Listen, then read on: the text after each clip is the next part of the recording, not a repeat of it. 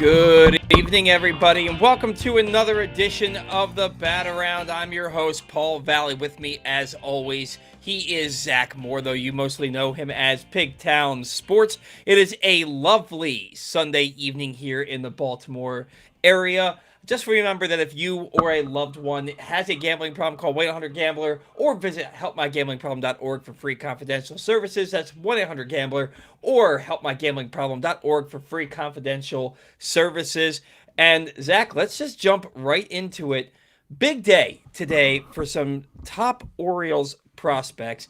Samuel Basallo goes 2 for 2 with a ringing single, a ringing ground roll double, a walk, run scored. This coming after, in his last game, put a scare into the entire fan base on a play at the plate. He makes a catch, makes a diving tag, gets the guy out, immediately reaches for his rib and chest area. So we're all freaking out. I'm speculating it's an intercostal strain. It turns out the man just had a cramp, and who amongst us has never cramped before? He was back walking in the dugout later that afternoon. He was in his catcher's gear going through warm-ups and drills the next day, and he started today and put on quite a performance. Heston Kjerstad continues a red-hot spring, 3 for 3 today with a double.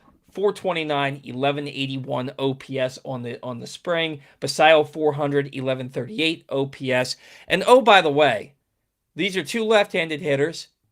Each of their first two hits were off of Ranger Suarez and Aroldis Chapman. So, Basallo's at bat against Chapman resulted in a walk. But Kjerstad had a hit off of Suarez and off of Chapman, and they weren't cheapies. The double off of Suarez was was high off the green monster in left field. The base hit was a sharp single through the hole into right field. None of their hits today were soft contact. I think they combined to go 5 for 5, reaching base all 6 plate appearances, and I think they had an exit velocity above 95 miles an hour on all 5 hits. So big day for those guys, and a big day for Enrique Bradfield Jr. We're going to talk about him in just a few minutes. We're talking about the two guys who have a better shot at making the team, in my opinion, first. Yeah. But Bradfield showed why he was a first-round pick for the Orioles and why he is regarded as somebody who could make a difference at the big league level. But let's start with Samuel Basallo. We got that scare the other day, comes back today, and he's like, you guys aren't talking about me enough in a positive manner. Like, he's that dude, even though it's just spring training. Expectations for Basallo, and what did you see today that you liked so much about him? Well, I mean, right now, for him, look, he hasn't started last 2 seasons healthy, so just keeping him healthy, is the biggest thing for him, and he's going to have to go through some growing pains. It looks good right now, and I'm glad that it does. It's not always going to look good because he's young, but very encouraged to see right now, even if it is left on left, spring training. I don't care. He looks comfortable, which last year he didn't, so that's a good start. But some of the things that I like to see so far, balls that he's put in play, right? He put 2 over 100 miles an hour in play today, and then prior to today, he had 104, 106, 108.2, 108.9, 109.1. So, dude finds the barrel. What's crazy is the 109.1 was a double play, and 2 of the other 106, 108 were outs as well. But these things, they find their way to fall eventually. Mm-hmm. And if they don't, they cause problems. I mean, you can hit a ball 109 miles an hour, and instead of it being a double play, in August when a guy's legs are tired, you may only get 1 out of it, and you could get an RBI out of it. Like, these things matter. And the fact that he finds the barrel at such a young age, it's very promising. And the same as Kjerstad. I know we're going to get into him in a couple minutes here, but it's refreshing to see how many guys are actually putting the nose on the ball right now. It's funny because I looked at it, and they're not leading, they're not top 5 in hard hit, but it just seems like everybody coming to the plate is getting a good swing on the ball right now. Yeah, and it's funny that you say that Basallo has 3 exit velocities of 106 or more that went for outs, and yet he's still hitting 400 with 1138 OPS this spring. And this is a guy who, I've seen some fans say, well, how do we know that Basallo is even going to start the year at the big league level? Look, they didn't give him an 8-year what was it, $78 million extension for him Mhm. to start the year in AAA. He's going to be on the roster. The question really is, do they carry a third catcher? And is that going to be Sam Huff? So that they have, because I have always hated, and we talked about it last week on the show, I've always hated the idea of playing both your catchers in the same game, because if Yeah, your starting same. catcher gets hurt, you just lost your designated hitter. Yep. And so I don't like that, but I also don't know that they're, and I know you don't like the idea of carrying three catchers on a roster because you'd like to have more flexibility there, but you're not going to not play Rutschman and you're not going to not play Basallo. So Right. you're kind of in a roster crunch when it comes to that because they both have to be on this roster. Now, Heston Kjerstad doesn't have to be on this roster, but he's making a damn good case for it. Homered, was it in his first spring game? Yeah. This year, yeah, homered in his Yep. first spring game, 3 hits today, and all of them loud. 429, 1181 OPS on the young spring.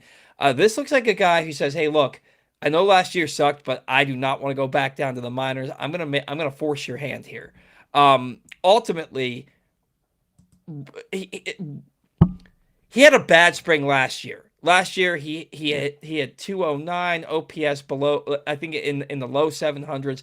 Made the roster anyway because he what he had done the year before, and then he was terrible. He stunk up the joint, shut down in July because of fatigue. Um, what do you anticipate they're going to do with Heston Kjerstad if he continues to rake this spring? And look, they're what, 9 days into the Grapefruit League schedule. They've played Yeah. 9 games. Like this, none of this stuff matters. But for a guy like Heston Kjerstad, it does matter because you I hate to say that it doesn't matter. And I said this to somebody on Twitter the other day, like, oh, it's just spring, it doesn't matter.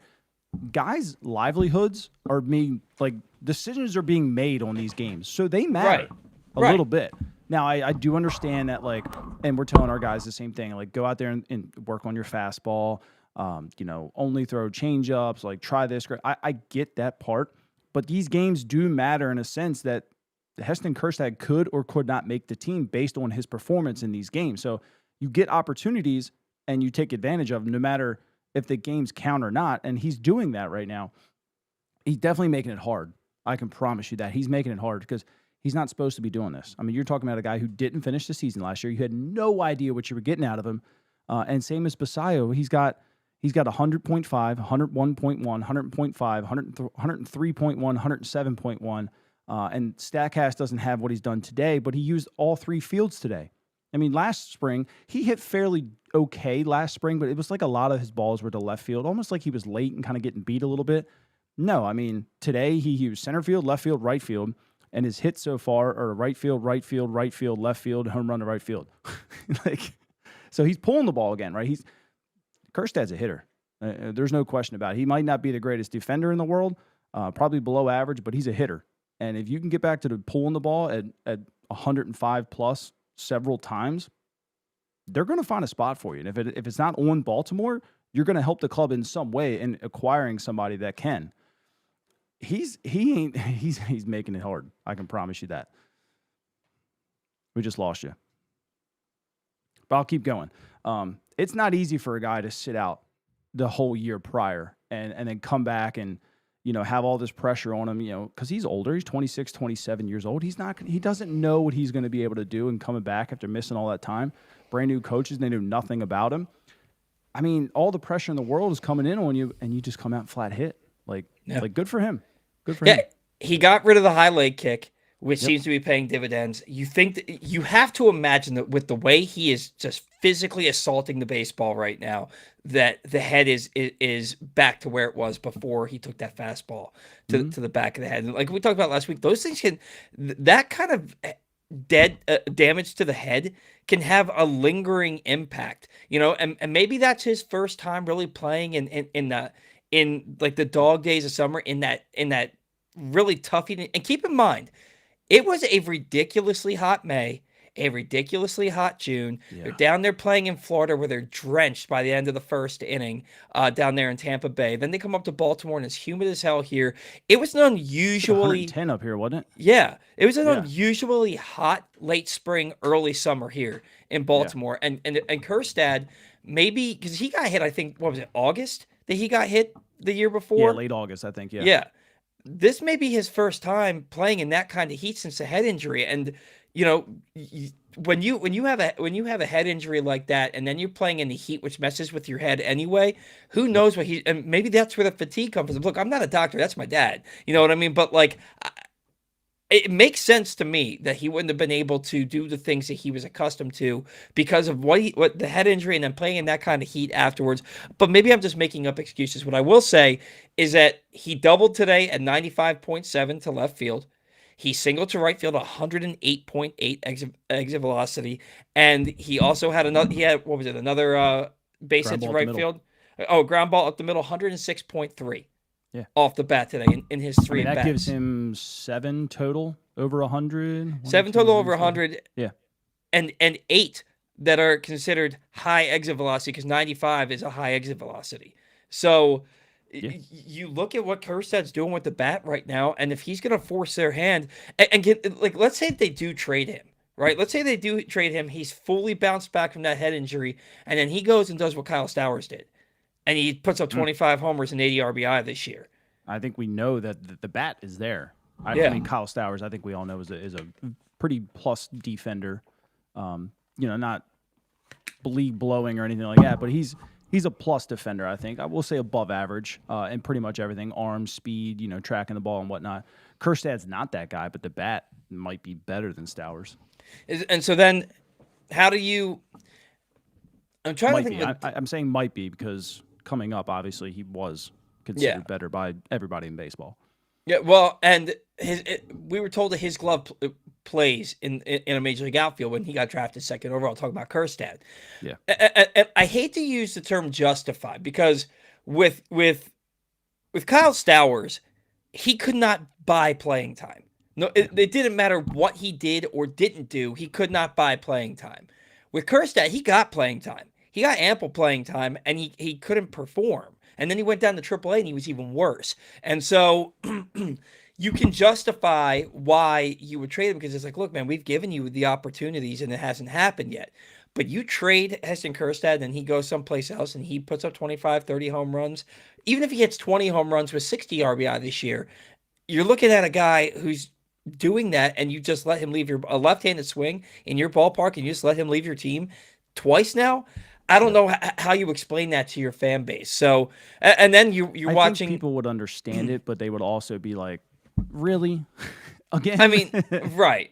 People would understand it, but would they?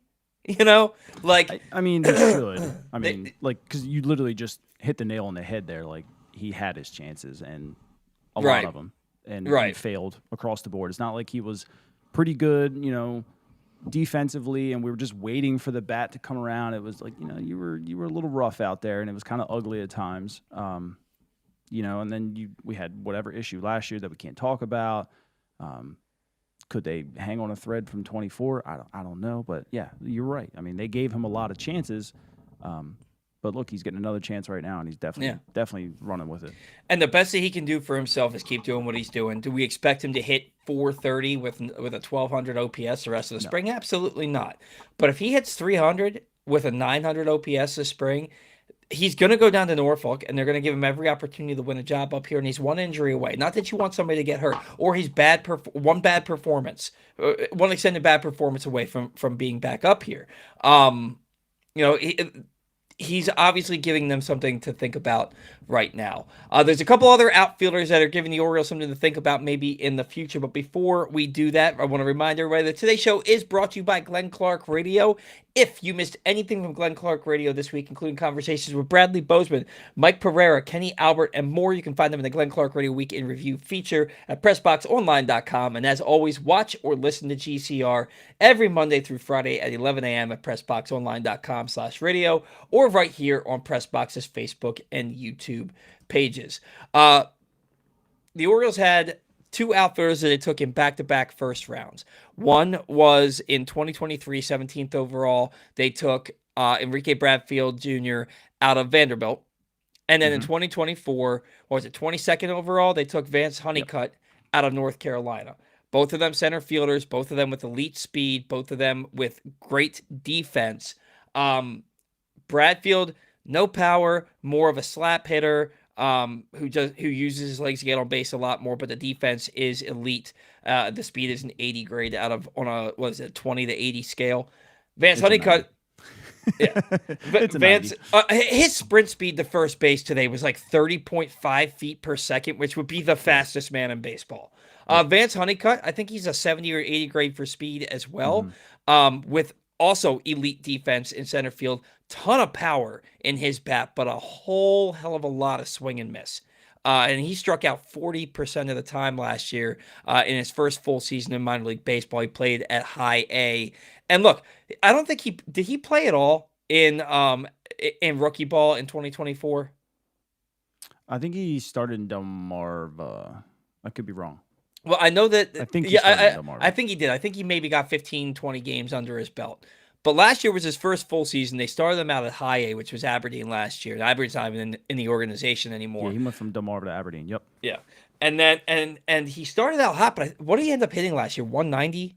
171. 171 with 5 home runs in about 122 games for Vance Honeycutt. 178 Ks. Yeah, and 101 games. Yeah, 101 games, 178 Ks, 5 home runs, 23 RBI. Is that correct? 24. 24. 32 steals though. Yeah, 32 steals. Wow, I didn't realize that. He's a 5-tool player. Yeah, there's no question. He's a 5-tool player. 5-tool player, but really awful first go around in professional baseball. Like first full go around in professional baseball. But this year he's got 3 at bats this spring, and he's got 3 tank shot home runs. I don't know what they're doing to work with him. I don't know if there was something they saw in that this new regime saw in his swing, and you're like, hey man, just do this instead. Have you seen anything? I know that like I didn't ask you to break anything down. Has there been anything that you've seen or have even looked into? Twitter. It was Baseball Unstitched, I believe. They looked at his stance already, since college to Aberdeen to this year. And I think the hands went up a little higher, and he closed himself off a little bit more. I'm trying to find it real quick because they post a lot here. I think it was these guys, but I could be wrong. But I'll try and find it. We can talk about it another time when I do find it. But yeah, it was something like I'm pretty sure his hands went just a little bit higher and kind of like freed himself a little bit. He kind of spread out just a touch and then kind of closed himself off. He was a little bit open last year. I'm trying to find it though. But I mean, other than that, like until we can see like more like side by side shots, it's hard to really say. But whatever it is working. But look, we were just talking about this in the first segment that, you know, it's easy to say spring training doesn't really matter. It's just about getting your reps, getting your work in, and getting ready for the season. But this is a guy where it does matter. And it doesn't matter in the sense that it's going to determine where he starts the year, because I think they've already had that predetermined. But it matters for his confidence. Yep. And you tell me that guy's confidence isn't at an all-time high after coming over to, like, he's not at big league camp. He's over at, what was minor it? League. Yeah, he's over in minor league camp. I can't remember where that is. Twin Lakes or something like that. They share the facility. It's still there. Oh, they do. Okay. Mm-hmm. They share different locker rooms. They use the backfield, stuff like that. Gotcha. So he comes over from minor league camp, and he's in big league spring training games, and he's homering in all 3 of his at-bats.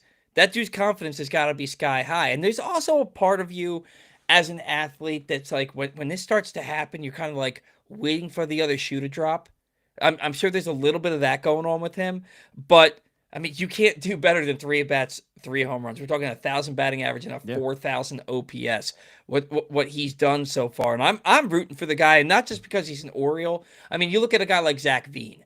Right, Zach Veen had a substance abuse issue. Was it substance abuse, alcohol? He got sober. He put on. They say he put on 40 pounds of muscle. I don't know how much of that is true, but he hit back-to-back walk-off home runs, one at 467 feet, one at 447 feet. It's easy to root for a guy like that. It's easy to root for a guy like Vance Honeycutt, who had a dreadful season by all definitions last year, and then the homer in each of his 3 at-bats at spring camp is it's definitely awesome. Now, what's also awesome is what Enrique Bradfield did. And we talked about this towards the end of the show last week, and his chances for making this ball club, probably not great. There probably have to be a couple of injuries for him to come out of spring training with the Orioles. But he showed why today what you and I were saying last week is what really matters about this guy. It doesn't matter if he hits 220 at the big league level because he doesn't strike out a ton. He gets Yep. on base. He steals bases like nobody's business. We just said 30.5 feet per second in his sprint speed coming out of a left-handed batter's box. You can talk about how fast Jorge Mateo is. Still at a little bit more of a disadvantage coming out of the right-handed batter's Mateo box. was what, a 29-3 or something like that? Yeah. Yeah. 20, yeah.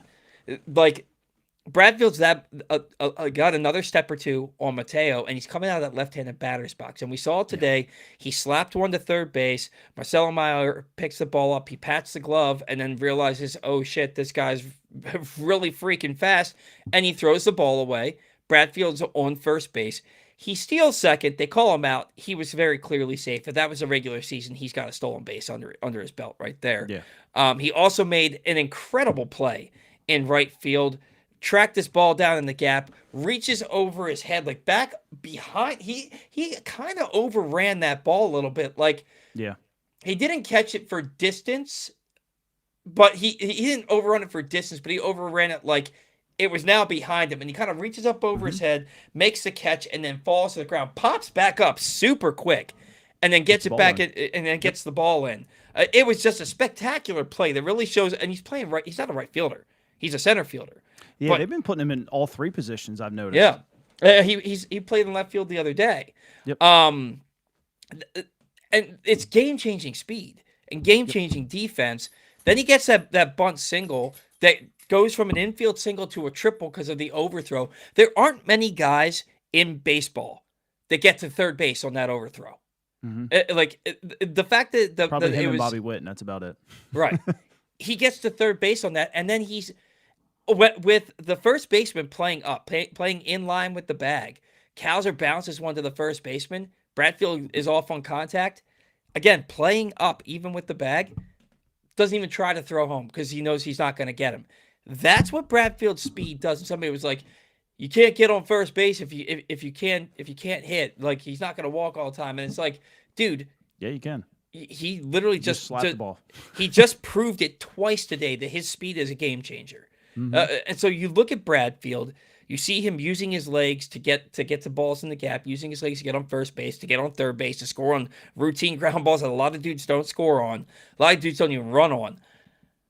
What does he realistically need to do at AAA to get here? I'm of the belief that he could start in center field for this team right now. I don't think his bat would play. But I think he would give them the best defense in center field right now. So I read last year, several advanced scouts around the league said he was the best defensive center fielder in baseball right now.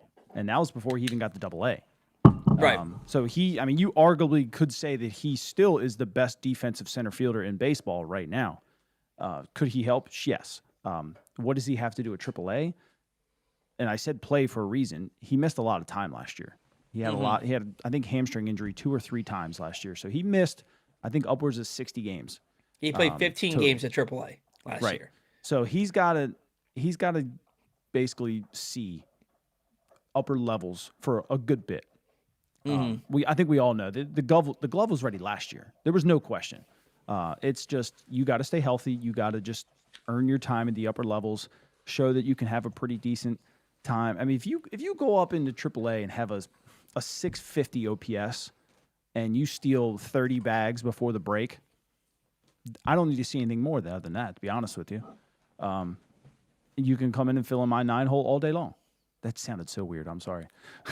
It did. I wasn't going to say it, man, but you said it like that's that came out awkward. You can I was like, play what's a 9-hole? Center field and hit in the 9-hole for the Orioles all day long. But it just he's got to put in a little bit more time. I mean, 15 games.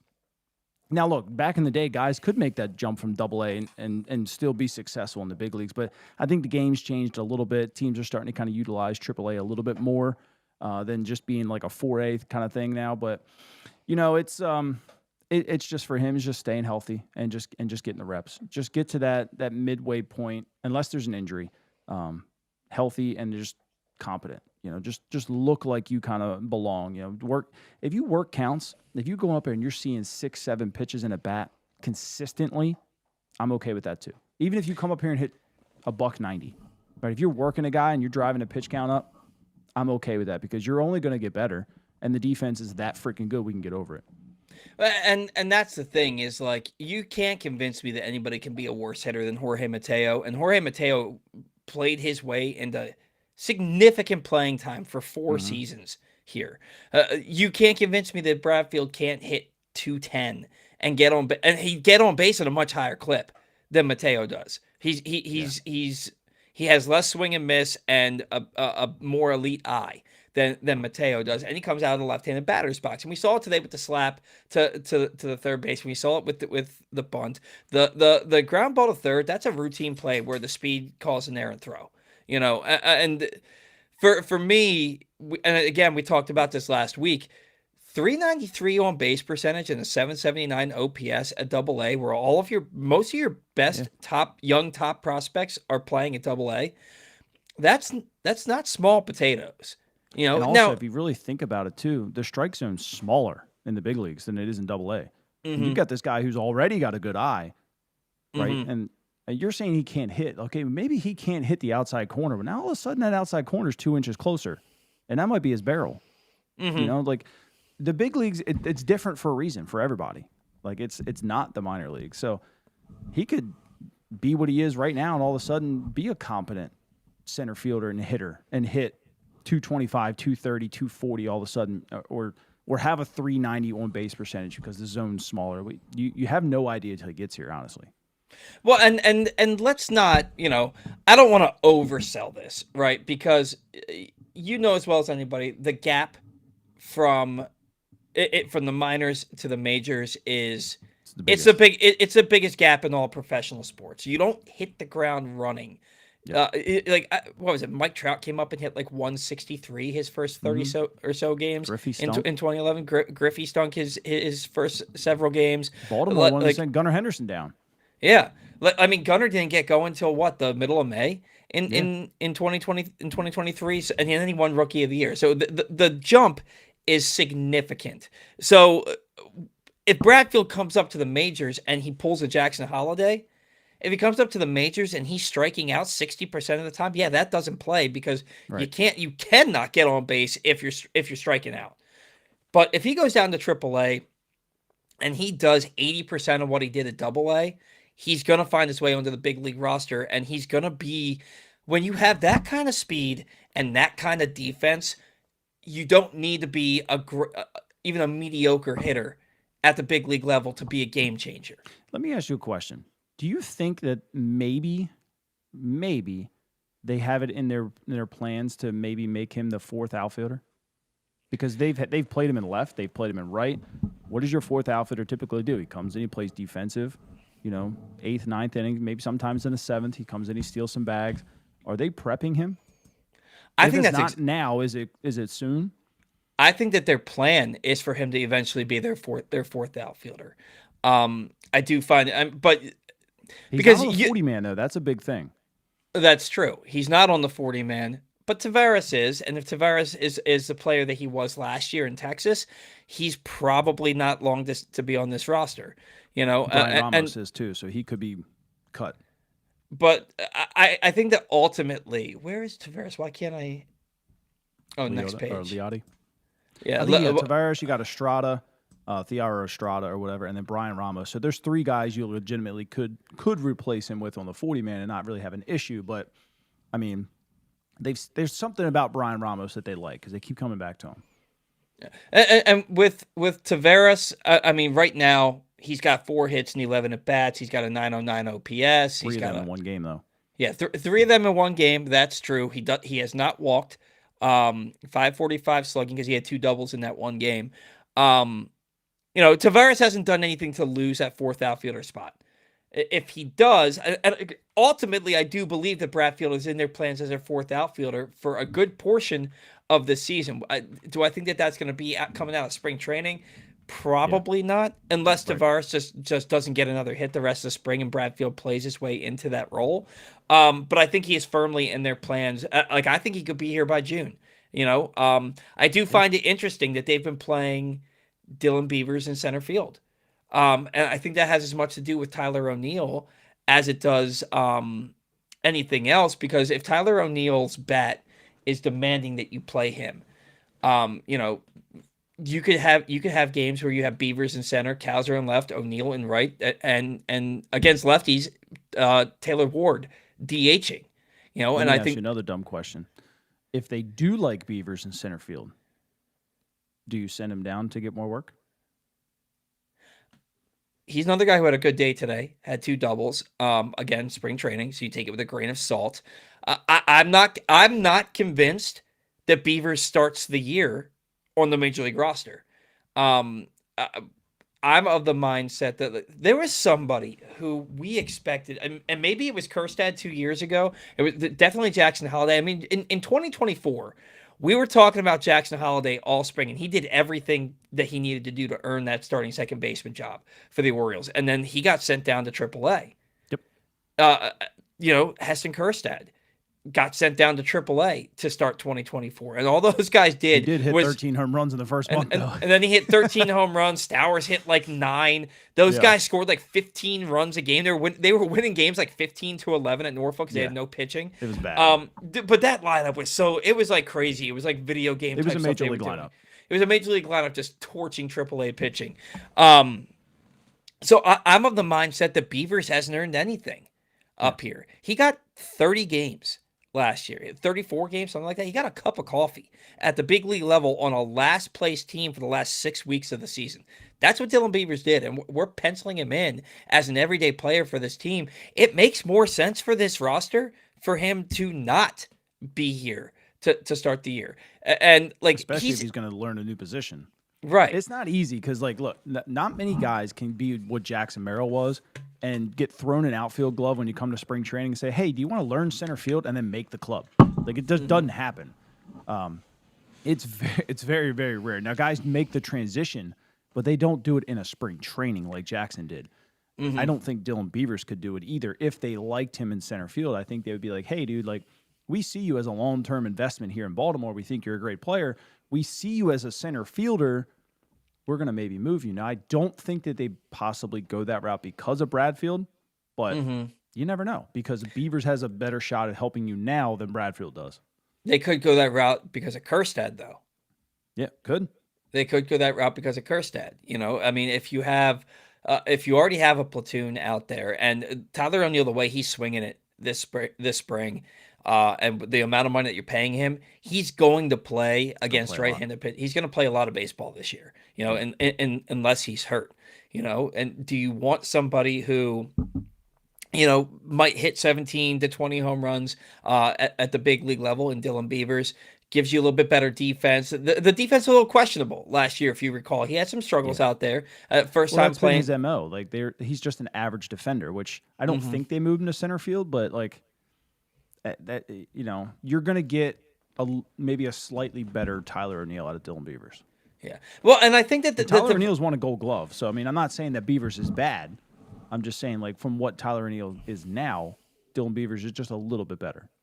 what it also tells me about them moving Dylan Beavers to center field is they're not necessarily comfortable with Cowser being an everyday center field, and not because it's Cowser, but because like they want a legitimate center fielder out there, somebody, and they know how good Cowser is in left field, in Camden Yards. So I think they're looking at it from all angles, and maybe they are thinking, you know what, we can with this line that we're gonna have, we can sacrifice some offense if Bradfield shows that he can hang up here and not be completely overmatched at the plate. Then maybe we have something there for center field on the opening day. I don't think that's the case because, like you said, he just hasn't had enough time at the upper levels. He's also he left after today's game to go play for the Netherlands. Netherlands actually play the Orioles on Monday? Do they play them tomorrow? Yeah. So he didn't even have to leave. He got to stay. That's why he played today. Yeah, I think their group's in Miami, right? Yeah. Yeah. So the Orioles play the Netherlands tomorrow, before the World Baseball Classic starts in earnest on Tuesday. By the way, Mm-hmm. 8 p.m. on Fox. Team USA has their Yep. first game. Then Wednesday at 8 p.m. Also, I think their day off is Thursday. Then they play Friday, Saturday, Sunday. Yep. But we're going to talk about the WBC here a little bit later in the show. I didn't put it in the notes, but it is in the show description. I'm really looking forward to that. But I think I do want also, to interrupt you just for 1 second, though. yeah, I seen somebody ask many options that Cowser has. He's got 2 left. Now, you said maybe they're not really comfortable not having an everyday center fielder. Do they maybe not have the confidence in Cowser, or do they maybe see something that he needs to work on and option him to start the season? I doubt that, but is it possible? well, I'll tell you, if he is swinging like he is right now and swinging like he did last year, I'm not taking it off the table. I mean, but you're talking about a guy who hit 24 home runs Oh, he in can his hit it with the best of them, in his rookie distance-wise. year. Was never healthy last year. Was never really healthy last year. 2 for 13 this spring, 4 strikeouts in 13 at bats to just 1 walk, 1 RBI. He has no extra base hits. I mean, we're 154, 214, 368. OPS is what we're looking at with Cowser through 5 games. I will say that Cowser missed about a week. He had something come up and missed, so he was out of camp for about a week, Okay. or maybe a couple days. So maybe the timing is a little I heard that about Gunner. I didn't hear that about him. Yeah, I mean, it was just a couple days. It's just something came up. No big deal or anything. Nothing really to report. But maybe the timing was a little jacked up. Maybe. I'm not. I know I sound like a Cowser apologist, and I am. I like the guy. I think he's a good ball player. But those things do matter, especially early on. But I also wanted to touch on what you said too about the whole defense, and it's something we might be kind of looking over too, because Craig came from Cleveland, and Cleveland's used to not having any offense at all and still winning a lot of baseball games. Mm-hmm. Does he really care about offense like we do? Because he's used to not having it. Well, that pitching staff is. I mean, John Paul Morosi is on the Orioles train with their pitching staff. He loves the Orioles pitching staff, and we're gonna get into that in a little bit. We could just get into it now. Who cares? Why we keep pushing things off? Look. Trevor Rogers looks like an ace right now. Shane Bosman out in his first start, and he was mowing them down. He get 9 whiffs in his start the other day, 4 strikeouts and 2+ innings. Look like Fred Durst. Come on, man. Oh man, maybe if you were wearing the backwards red hat. I've heard Nick Markakis. I've heard Chris Davis. I've heard it all. Oh man, but yeah, I mean, you look at the starting rotation. And the defense is questionable all over the diamond right now. You don't have a true center fielder. Taylor Ward's not tracking balls great there in left field. Neither is Which Kjerstad. you really wouldn't, though. Yeah. But that doesn't negate the fact that the defense has not been good so far. I mean, you got outfield Kobe. defense. I think is going to be the weakness to this baseball team. And Kobe Mayo For looks like a baby deer over at third base, right? Who's playing second base for you? We know that Pete Alonso can pick him better than anybody else in baseball over at first base, but he still has a hard time going to his right on ground balls. You're sacrificing a lot of defense for this offense. And maybe if you can sacrifice a little offense for a little bit of defense to put people like Colton Cowser in left field with Enrique Bradfield in center field makes a lot of sense for this ball club. But the caveat there is Cowser's got to hit. Yeah, he's got got 2 guys hitting sub 200. Yeah, there. he has got to hit. And I'm not talking 1 home run that goes 460 feet every 10 days. I'm talking, hit 240. You got to have at least a 720 OPS, in my opinion. At least hit 240 and actually take some walks. Yeah. Get on base. If you hit 240, he's got a good eye. That's what I don't understand. His problem is he looks at the freaking ball down the middle. Mm-hmm. Him and Ashby both. And when that happens late in counts with Cowser, which tells me he's looking for something. He's guessing, and he's looking for something else. And so with Cowser, hit 240 with a 320 OPS. I mean, on base percentage. And let's go. Otherwise, then like you said, you're not going to have 2 of those guys on your roster. You can't justify that. I still don't know what the hell they're going to do with Ryan Mountcastle. I mean, I guess he's the backup first baseman who just doesn't play much while Westberg's out. But If you have one of those guys, like, is there many guys in baseball that can sit for 5 days and come out and probably get a hit other than Ryan Mountcastle? yeah, I mean, I've always loved his bat. I Mountcastle remember. to me, now he doesn't have the power, but he reminds me a little bit of Delman Young, where he can just sit around for it doesn't matter how long, maybe a month, and you hand him the bat and he's going to find a way to put the ball in play. And I think that Ryan Mountcastle, there's a role for him there's a role somewhere on this team that's like perfect for him, where Yeah. you match him up somehow. He gets into the lineup 3 times a week somehow. Against the Blue Jays. Yeah, right. Every series against the Blue Jays, he gets 12 at bats, but Yeah. he gets 12 at bats every series against the Blue Jays and 12 at bats every week otherwise. And if there's a role in there for Ryan Mountcastle where he helps his team. Now, of course, we're saying this, and we'll probably get a notification tomorrow morning that he's been traded to the Pirates for relief pitching. Could you see Mountcastle coming in the 8th or 9th inning for Pete Alonso? If you have a comfortable lead, we'll say like more than 2 runs. Oh man, I see. This is where Alonso and his contract kind of, but he's such a team player. It seems like, Yeah. right? It seems like And no, he Alonso. can pick the ball too. I mean, I'm not saying Yeah. he's a bad defender at all, but But- we just know how good Mountie is. Like, is that how you find him some reps?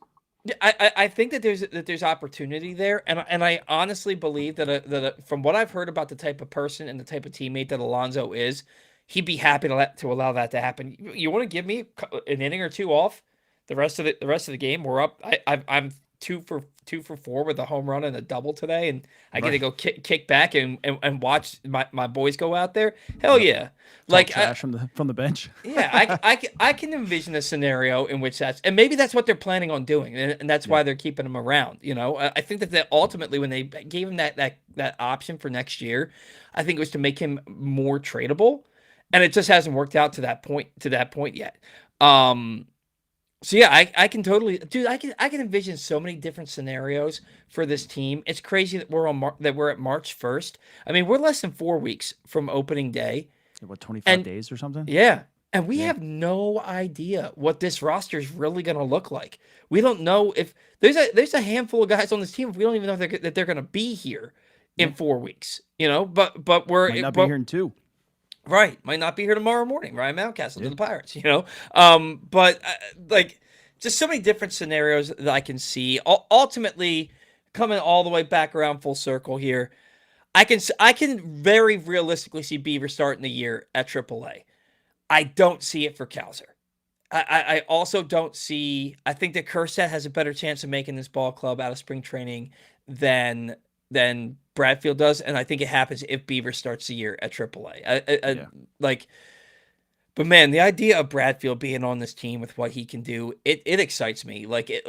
Again, I don't think that this is a guy that's going to hit 260 with 15 home runs and steal 85 bases. I think his ceiling is probably a 230, 240 hitter that steals 80 bases in a year, maybe a time or two, because the speed is like that, but plays Gold Glove defense where you're like, man, I don't care. Like, we love Cedric Mullins' defense, and what people don't realize, that Mullins passed the eye test because of the spectacular plays that he made time and time again. But a lot of times, Baltimore a lot of effort, and I think it's why people fall in love with him. Yeah. But you're going to see the same effort. Right. He gave Baltimore a lot of effort, but a lot of these plays where he has to dive in the gap to make the catch, it's because he wasn't able to get there quick enough to make it on the run or not have to make that kind of a catch. His zone rating in the outfield, not great. His defense has been trickling downhill since 2021, since his breakout year in 2021. You watch Enrique Bradfield and you're going to be like, man, he caught that ball on a light jog when other center fielders, they may have to lay out or not even get to that ball. Yeah. And like you loved Cedric's defense. Watch what Bradfield does out there, and we let some of Mullins' offensive struggles the last few years go because the heart and hustle and the spectacular plays that he did make. If we were willing to overlook some of that stuff with Mullins, I think we should be able to overlook it with Bradfield too. When you look at the defense he'll provide, 100%. Yeah. Today's show also brought to you by the latest edition of Press Box, which is available now. On the cover, Dave Ginsburg looks at Cal Ripken Jr.'s new life at 65, including his role with the Orioles ownership group. Also inside, we learn more about Ravens coach Jesse Minter and meet college lacrosse players from all of the area's programs. You can find a new issue for free all throughout the region, including at all Baltimore area highest dairy stores, or you can read the entire issue at PressBoxOnline.com. Your thoughts on the rotation so far? Bradish has been kind of victimized by some shoddy defense. Same thing with Chris Bassett. Gave up a lot of weak contact today. He gave up 2 runs on 2 hits, 2 walks, and 2 innings. But really soft contact. A couple of runs to score today. Trevor Rogers has been that dude. 5 innings pitched, 2 hits, no walks, 6 strikeouts, no runs allowed. Baz was mowing him down the other day. Eflin hasn't pitched yet. Kramer's been up and down. He had his first start. He walked 3 straight batters, gave up 2 runs in the second inning, gave up another couple of runs. I think he got a little victimized by some bad defense the other day too. The rotation, how are you feeling about them after we've seen them go through a time or two? I think it's still the same. This is a rotation that could be, maybe coming in 10th or 11th overall. And as far as terms of all rotations in baseball, there's a rotation that could finish around 18 or 19. They have a lot of ceiling to them, and they also, they have a lot of floor to them too. I mean, you just don't know what you're going to get. But I think it's a different vibe in camp, and I think most of these guys that have been here are already pretty comfortable with Drew French and Plasmeyer. So they're going to work on some things. You've already heard about Cano switching up some pitches. We're not sure what Baz is going to switch up. You've already heard Helsley has added a pitch with Drew French, which I kind of expected. Mm-hmm. Drew loves the splitter, which for me, it's great. It's one of the hardest pitches in the world to hit. It's also one of the hardest to throw. But right. I mean, if you look at it, we don't need them to be a top 5 rotation. Would it be great? Hell yes. I'm not going to say that. But if they're just consistent, this is a winning baseball team. And I'm not talking about like over 500 winning. I'm talking about a team that's going to win 94 to 95 games. Mm-hmm. Just be consistent. And consistent to me is Dean Kramer your 5 and he's throwing to a 4 ERA. I think that's consistent. Mm-hmm. And then in whoever's your number 4, Chris Bassett. If Chris Bassett throws to a 3.8 to a 3.9 ERA, that's consistent for me. That's going to help a lot. And then you move into Shane Baz. If Shane Baz throws to a 3.5, right? If every single person gets better from 5 to 1, and that's consistent to me, but you don't have, we'll say Bradish with I'm really reaching here, but a 2.7, and then you have Rogers with like a 3.1, and then and then you have Baz with a 4.7, and then you have Bassett with a 4.1, and then Kramer with a 4.6. That's not consistent for me. Mm-hmm. But if they stay if they pitch to what their ability is, they're going to be damn good, in my opinion. Mm-hmm. It's just keeping them consistent throughout the year, through the highs and the lows. They're going to have their lows. We should be ready for that. They're going to have their games where they give up 7 runs in 2 innings. Everyone in baseball does except for Paul Skeens. Yeah. Everybody has a blow-up. Right, but they will as they get older. Yeah. I think they have depth. Albert Suarez, Povich. We haven't heard much about Brandon Young, but Brandon Young showed promise last year at times. Mm-hmm. You don't just luck into 8+ innings of no-hit ball. Mm-hmm. Well, perfect game, to be honest with you. You don't luck into that. You've got to have a little bit of skill. Immaculate inning. Right. And I mean, he's got stuff. Now, do I want him in a rotation right now? No. But he's still got room to learn. He's, 26, 27 years old? He can help your baseball club for a while. Even if he starts in AAA, I'm completely okay with that. I just think, you have 2 guys that could potentially win or get Cy Young votes. I don't want to say win, but get Cy Young votes.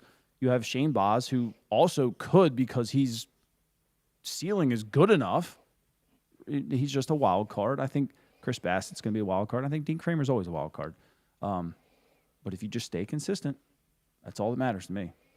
And the thing about, you talk about Bassett pitching to a 3.8 or a 3.9, Dean Kramer pitching to a 4, a 4.1. That's mostly giving your team a chance to win a ball game. When you pitch to a 3, your offense should take over at that point. If you're pitching between a 3.8 and a 4.2 ERA, that to me that's a very similar pitcher. And what you're really looking at with that pitcher is he's probably giving you a dozen or so quality starts. He's probably giving you, you know, another handful of starts where he went 5 innings, allowed 2 runs. And then he's probably giving you 4 or 5 starts where he allowed like 5+. Yeah. You know, that's a guy who is mostly good for you, but that ERA is inflated a little bit because he will have that blow up start every now and again. I mean, Dean Kramer, you look at Dean Kramer's April historically in his career, it's why he doesn't have a 3.65 ERA every year. You know, Yeah. if you look at Dean Kramer from May 1st on, that dude's a number 3. Yeah, it's a 3.8 career ERA after April. Yeah. It's like a 6.35 career in April.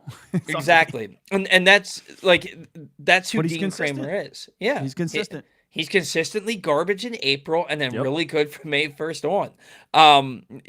Chris Bassett, it's so funny to me how people talked about Chris Bassett last year. They would be like, "Oh, I don't want Chris Bassett," because like he'd go People a couple look at of the age. yeah. But they look at the age, but then they also look at like he might go a couple of starts where he gives you 9 innings and 2 starts where he gave up 6 runs, seven runs in those 2 starts combined, and they're like, "Oh, he's not any good." But then he can go out and give you 7 runs, 7 innings and 2-run ball his next 2 starts. Yep. You know, like I think that Chris Bassett, my expectation for Bassett is that he's going to pitch to around a 4 ERA this year. Yeah. I think he's going to give you 170 innings. Would you be surprised if no Orioles pitcher throws 170 innings this year? No. Because if you No, have because I 6 think guys, yeah, well, you got 6 guys, and then you also got Trey Gibson, and you got maybe Luis de Leon. You don't know. Maybe Levi Wells. Again, you don't know. It also depends on double headers. Like if you bring these guys up again, so no, it wouldn't surprise me, and I think that would be good load management. To be completely honest with you, that way nobody's really kind of burnt out going into October either. I could see them skipping a start after the trade deadline or something like that, like once in a while. And I'm not saying every single time, but hey Bradish, go ahead and just take these 5 days off. Just rest a little bit. May throw him out of his routine a little bit, but I don't care. I don't care if you come back out and give up 4 or 5 the next outing because you took a long break. But hey, if you're available game 1 in October series, I'm good. I don't care. They got a lot of options with the depth that they have. Now, I do think somebody's going to get hurt eventually, hopefully not for too long, but maybe miss a couple starts too. I mean, Dean Kramer kind of gets hurt at least once a year. He usually misses 1 to 3 starts, so there could be some lost innings there. Anywhere. It could be anywhere, but it wouldn't bother me at all. How about you? I mean, if I have, I think it's safe to say I'd rather have 6 guys who give me 120 plus innings than 2 guys who give me 170 and then another bunch of guys who barely get 100. And I think that you could see the leader on this team top out at about 150, 160 innings, and that's probably a Chris Bassett or a Dean Kramer. I feel okay with that. I would be totally okay with that because if you're telling me that I'm getting 130 innings out of Shane Baz, 130 innings out of Kyle Bradish, maybe 140, 150 out of Trevor Rogers, and 115, 110 out of Zach Eflin, I'm looking at a rotation that's posting up more often than not, and they're keeping us in ball games. Yep. And with this offense, I expect them to not need their pitchers to be, like you said, they don't need to be a top 5 rotation in baseball. If you have a top half of the league rotation in baseball with this offense, you're going to win 90 plus games. You're going to be in the postseason. Now, if you get to July, right? If you get to July and you are in a heated race at the top of your division, and then you look at what you're going to be entering the postseason with, and you've got Bradish and Rogers at the top of your rotation, and then you look over your shoulder, and the Yankees have Garrett Cole, Max Fried, and Ryan Weathers in their rotation. Do you need to go out and get somebody else at the deadline? Mason? Yes. Yeah. You need to go do that? Yeah, probably. But for right now, and Jeremy Kahn keeps saying it every day on the radio, this team is built for the regular season. They have a lot of those dudes that are gonna get you there. They're gonna help you win a lot of ball games. The Orioles team is a team that can go out there and they can win regular season series. When they get to the postseason, we believe that Kyle Bradish and Trevor Rogers have the ability to be as good a 1-2 punch in this rotation as any in baseball. But they've got to go out and do it. They've got to stay healthy. But do you have that guy that beyond the shadow of a doubt in October he's going to give you 7 innings of just elite baseball when you need it? I think that's... You could ask that question about any team in baseball, though. Like, outside of Skubal or Skeens, like, could you really look at a guy and be like, oh, he's 1,000% going 6+ innings today? It's October, man. You don't know. Yeah, and they do. I mean, look at Framber Valdez. He either Yeah. shoves or he just gets his poop pushed in. Yeah. Like, and he's pretty decent. But, like, Yeah. in the October, sometimes it just gets shoved right on back up there. Right. And that happens. It's playoff baseball for a reason. Like, it's easy to say, like, the Orioles don't have that guy. But, I mean, like, no. But, and AJ, good point here. Yamamoto and Bumgarner, those guys don't come around that often. and guys, I Bumgarner put was like... Eovaldi in there, too. Eovaldi has Yeah. really morphed himself recently in the last 3-4 years, maybe even 5. Going back to what he did with Boston, like, he's a dog in October. Mm-hmm. Doesn't even matter what he does in the regular season. You can't pick 10 guys in baseball that you can put in that conversation with Eovaldi and Bumgarner and guys like that, in my opinion. Every season, I mean. So at any point, Bradish could go out and give you 8 innings, like Corbin Burns did. Mm-hmm. Or you can turn around and give up 6 and 4. Like, it's just baseball, man. Here's and I would actually love to check this out right now. When is the last time that Kyle Bradish had a blow-up start? I couldn't tell you. Look. I don't ever remember it. Like, I know that he didn't at any point last year. I think maybe he had one start where he gave up 3 runs in 4 innings or something like that.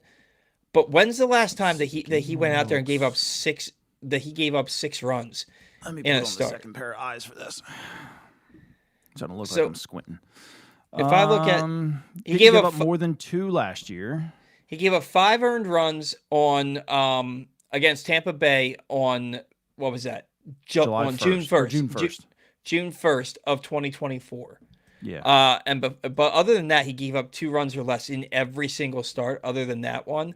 And then if you go back to 2023, I think I know 2022, the first half of the season. He gave up more than 5 twice. And that was it. it. Yeah. 7 runs on April 25th of 2023. And 5 runs in 6 2/3 innings, though, against Philadelphia on July 26, 2023. Other than that, it was 4 earned runs or less. And he only gave up 4 runs, a grand total of 2 times. So he gave up 4 earned runs or more 4 times in 30 starts in 2023. That's why he was 4th in Cy Young voting. So, like, you're talking about a dude that since the second half of 2022 has 5 bad starts. Like, yeah. When I ask that question, like, do the Orioles have that guy? It's more so me playing devil's advocate because I firmly believe that Kyle Bradish is that guy. And watching Trevor Rogers, yeah, he's got to stay on the field. And people act like, oh, he's been hurt each of the last 2 years. It was the same injury that he was recovering from. It's not like he got hurt in 24, came back, and then got hurt again in 25. He was recovering from the same injury. But before that and after that injury, he was better than he was when he finished 4th in Cy Young voting. Now, are you concerned that the velo was at 94, 95 yesterday or day before? Not even a little bit. Because him and Helsley both. Helsley was down to 94 too. I don't. You think that's an Orioles thing? I don't think those dudes are letting it eat at all at this point. Yeah. I think that it shouldn't be. Yeah, like you're talking about 2 dudes making starts in February. That it's like we've got 4 weeks till the season starts. There is no need for me to go out there and throw out my arm in spring training. Yeah, when I hear, because I watched Bradish in Double-A last year when his first rehab start, and he was sitting 93, 94, and then he got hit like 2 or 3 batters in a row. He got hit hard, and he gave it the old Bradish walk around the mound, and then all comes 96, 97. Yeah. Well, yeah, and the rehab start, like he wasn't having it. Like he was ready to roll. Yeah, I think that they're just kind of they're ramping up. Remember, Corbin Burns scared the ever living shit out of me in 2024, and I took a lot of heat on social media because he was getting lit up in Yeah. spring. He was getting lit up, and I was like, his peripherals are all down the last couple years. The velocity's down, the strikeouts are down, the walks are up. Like, what if we got Corbin Burnes after he was at his best? Yeah. And it was like, oh, you're an idiot, you're wrong, you're stupid. And then his last two starts of spring, he was really good. And then he goes out and pitches to a sub-3 ERA for the entire season. Yeah. Like I looked like an idiot. I just I'm not gonna buy into. I'm not gonna write home about anything that these guys do, good or bad, right now, because it's spring training. If you're doing something great, look at who you're facing. If you're doing something poor, you're probably working on stuff because it's still so early. I will say though, Trevor Rogers just looks like he's pitching with so much confidence. Yeah, I think it depends on the player. Like Yeah. Corbin Burnes, if he struggles in spring, you're probably like, whatever. Heston Kjerstad, him doing well right now. I think you're saying like, hey, like this is good. This is good to see. Now, obviously, Jake Fox did it that one year where he hit like 9-10 home runs or whatever. I get it. Spring doesn't matter, but it does too. Like we talked about at the beginning of the show. Like guys are roster decisions are made off this stuff. So it depends on who it is and how you take it, in my opinion.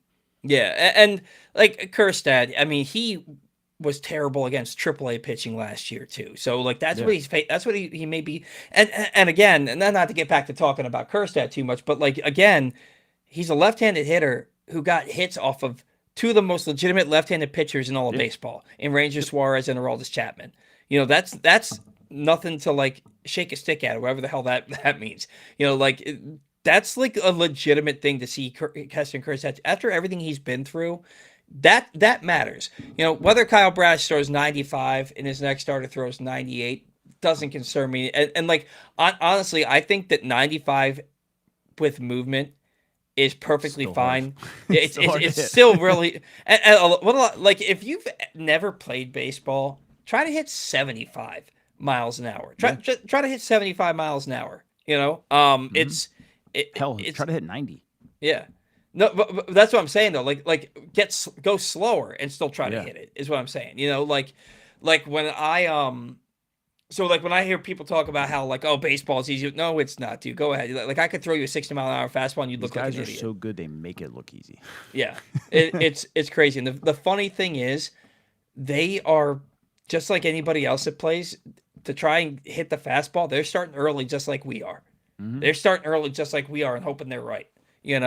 But yeah, with a guy like Bradish, 95 in February, and if he's hitting 95 in May, I'm okay with that because as long as he's getting dudes out, why does he need to throw 98? Now, if he's throwing 95 and he's getting hit around, and I know that 98's in there, and he's not complaining of any arm trouble, and they're not seeing anything with the medical team, then yeah, man, start to ramp it up a little bit. But I have no problem with it for right now. Now, look, we're talking about this rotation, and what are our expectations for them? And I think this is where the defense comes back into play. The defense comes back into play because if they have a really great defense behind them, this rotation is that much better. You look at how good a pitching staff is, and you look at the defense behind them. A pitching staff that has a defense that's leading the league in errors, their ERAs are definitely going to be inflated because anytime that guys get on base because of an error and then they give up a hit, that run's gonna score. Like that's to me, that's something that's different. That's something that's different, and you need to have the good defense. And the reason I bring up the defense is Kobe Mayo. Kobe Mayo is tearing the cover off the ball this spring. And we talked about him a little bit on the show last week. He's getting regular playing time at third base, and he's made some solid plays over there. To me, he looks like a baby deer going after ground balls. I mean, he looks so big over at third base. Gunnar went there and played third the other day. And they moved Mayo over the short. It was yesterday. They moved Mayo over the short.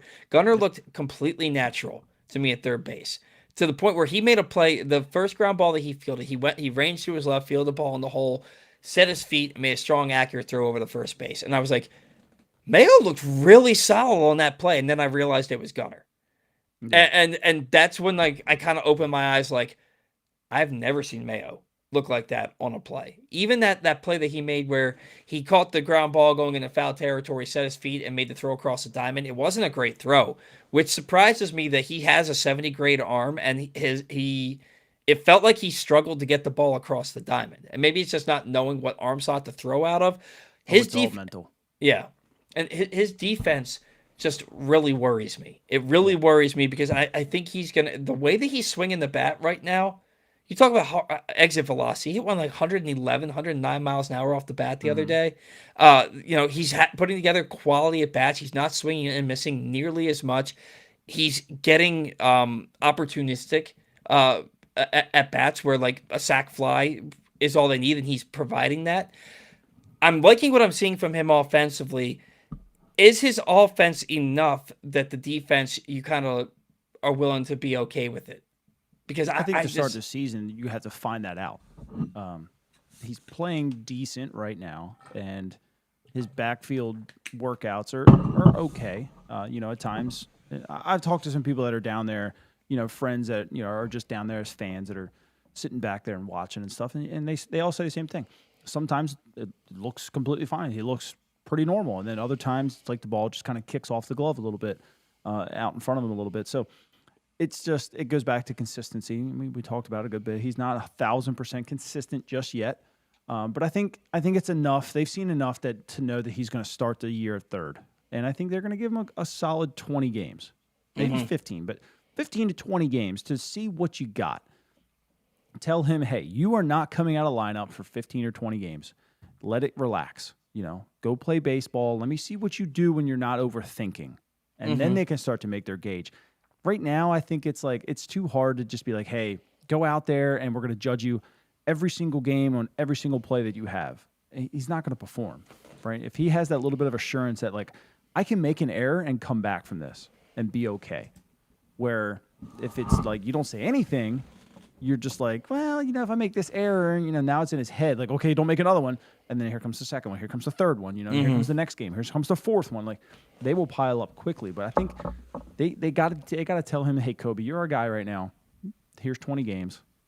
Maybe at game 15, he starts kind of pounding on him a little bit. But if you go through 15 games and you're not struggling, I think now you have confidence. He just needs that. Just don't tell him nothing. Say, this is your job. Go earn it. Or continue to earn it.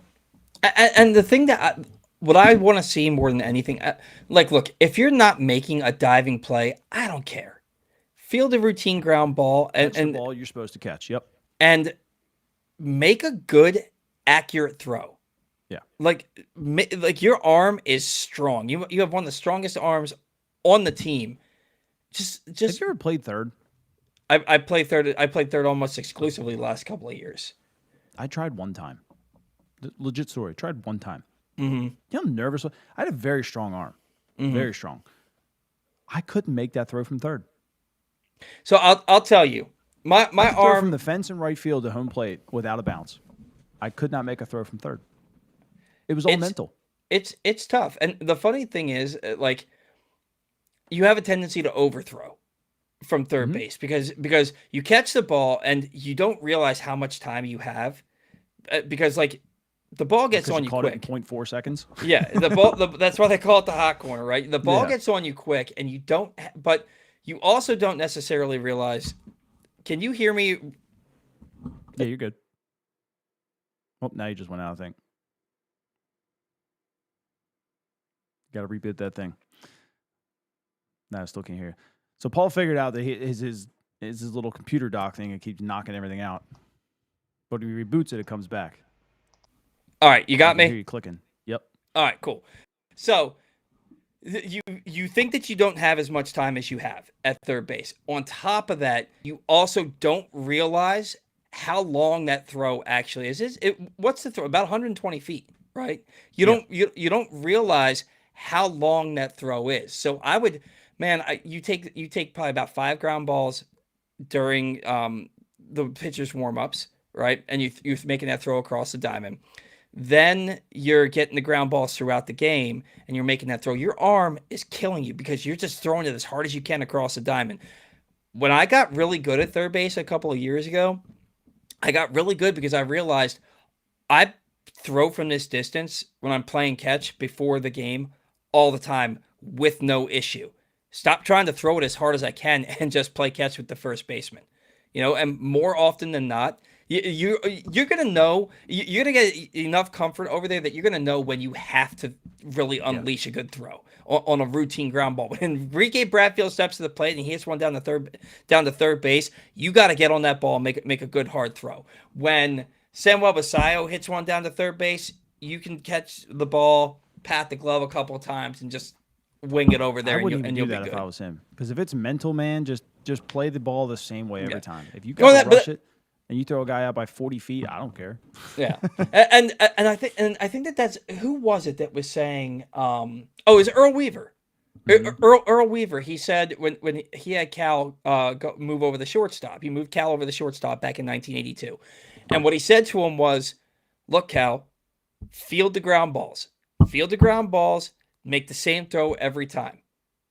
That's all you can do. If the guy beats you to the back, he beats you to the back. But just field the balls you're supposed to field and make the throw over." And Cal won 2 Gold Gloves at shortstop. He's arguably the best shortstop of all time. For Mayo, it's as simple as field the ground balls, make the throw, like you said, consistently do the same thing time and time and time again until you get comfortable. Once you get comfortable, I mean, they have all the technology. They know everybody in that order, in the opposing batting order's tendencies. And so he'll get to a point where he knows, hey, I can take my time on the start, or hey, I got to hurry up here. He'll get to that point. I think you're going to see a lot of growth from him.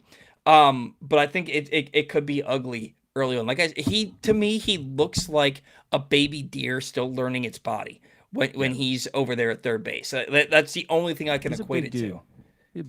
A real big dude. Like, it's, what is he, 6'4"? Yeah. I like how you said growth. He has the body style that can grow. I think it's just, and him being young, it's all mental. I think when he has time to think, it gets ugly. But if it's a hard ground ball right to him and he's got to make a solid throw, I think he's gonna be fine. And it's funny because he and Gunnar are about the same size, right? Like Kobe was 6'6". Is Kobe 6'6"? I could be wrong. I know Gunner's 6'4". Sorry, so they're about the same size. Yeah, they're Kobe about plays. He just looks big. Well, I think, and Kobe strikes me as the type of guy who was. So reference has him at 6'5", 235. Okay, and Gunnar is at what, like 6'4"? Right. So then, that maybe Google has like how tall he was when he got drafted or something. Yeah, Gunner's 6'3", 220. Right. So if he is 6'5", I mean, it's only 2 inches, but you're looking at 2 inches, almost 30 pounds. So, I mean, but Cal was 6'4", and Gunnar 6'3", 6'4". You look at these guys, and there's something more athletic about them. There's more fluidity to them. Nothing that Kobe Mayo does in any aspect of his game has fluidity, right? You know what I wonder? Because Gunnar was, and Cal was too, and a lot of people don't know about this. They were basketball superstars. So was their footwork just that much better? And Cal was a hell of a soccer player too. Yeah. Yeah, so, and that's the thing. What other sports did Kobe play? Did Kobe grow up just playing baseball? We have nobody's really talked about that. I should ask Andy Kotza about that. That'd be a fun little thing to learn. What he ever did. To me, he looks like a football player. The way that Kobe carries himself on the field, and I don't mean like his persona or anything like that, or his machismo. I mean like the way that he plays the game. He strikes me as somebody who wasn't big until he hit some crazy growth spurt at like 16 or 17. And now he's still getting used to the fact that he is a giant human being. Like he was probably like 5'9" until like the summer after his junior year. And then he comes back to his senior year and he's 6'3" at this point. I was 5'5" my junior year, leaving St. Joe, and then went up to 6'1" and then 6'4" my senior year. Oh man, I was 5'5" when I entered high school, and I was 5'7" when I left. So I never my buddy, I was my best friend in the world, like a brother to me since I was 14 years old. I was taller than him into junior year, and then senior year he's 6'1", I'm 5'7". I was like, what the hell happened here?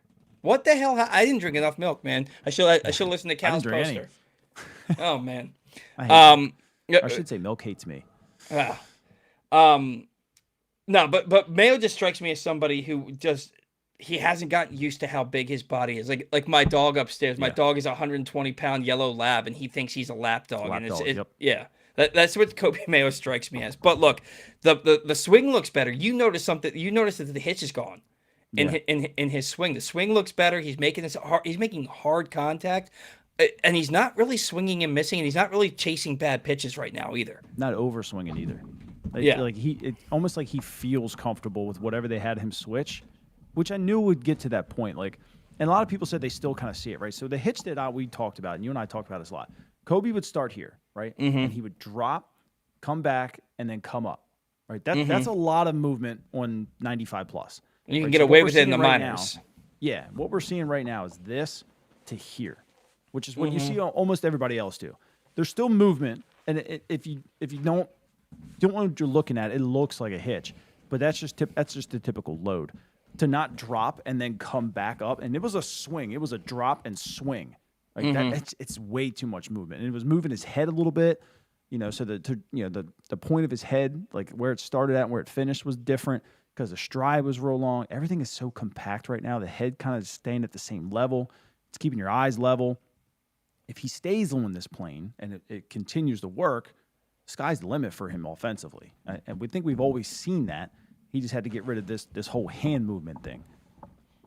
Well, and when I see him this spring, the few games I've seen him play in this spring to this point, there's something more confident about his presence at the plate. Yes.